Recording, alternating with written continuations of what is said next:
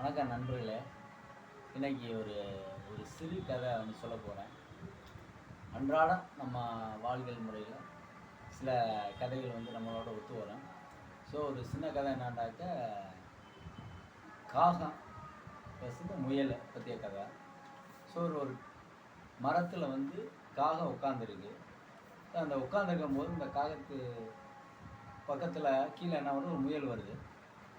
அந்த முயல் வந்தோன்னே பார்க்குது, ஆஹா நல்லா ஸ்டாண்ட் பண்ணி கரெக்டாக உட்காந்துருக்கே காகம், நம்மளும் அது கூட உட்காரலாமே கீழே.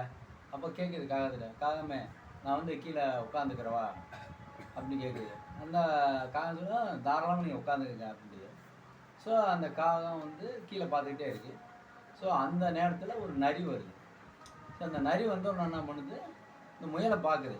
முயல் அசையாமல் உட்காந்துருக்கு.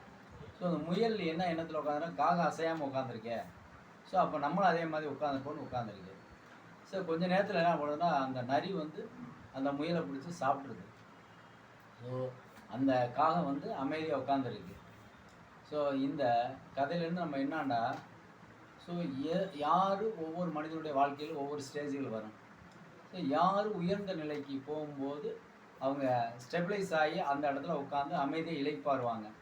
ஸோ அந்த முயல் என்றைக்குமே தரையில் நடமாடுறதேன், அது என்றைக்குமே சுறுசுறுப்பாக இருக்கணும்.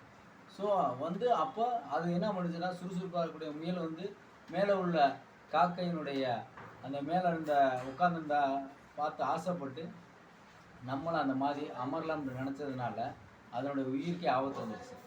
ஸோ அந்த முயல் மாதிரி நம்மளும் இல்லாமல் நம்மளுடைய உழைப்பு எந்த சூழ்நிலையுமே ஒரு உயர்ந்த நிலைக்கு அடையணும்னாக்க கண்டிப்பாக நம்மளுடைய இந்த விச்சீஸில் இப்போ என்ன பண்ணுறோம், அதிகாலையில் ஒரு 4:45 மணிக்கு மீட்டிங் போடுறாங்க.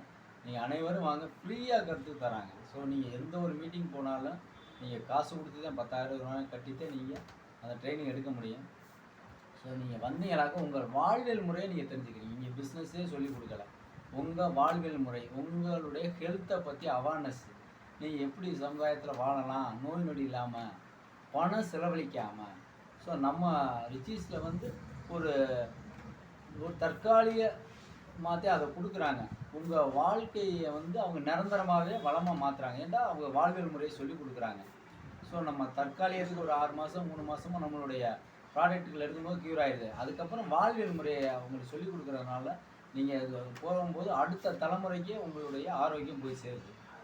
ஸோ அதனால் முயல் மாதிரி யாரும் இருக்க விரும்பாதீங்க, காகம் மாதிரி இருக்க விரும்புங்க.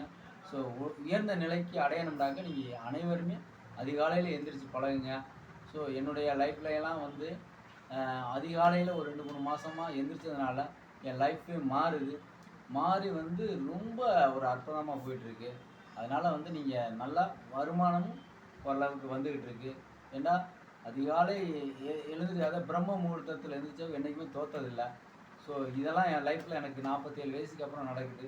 ரொம்ப ஒரு மகிழ்ச்சியாக இந்த ஒரு வீடியோ நான் முதல் பேசுகிறேன்.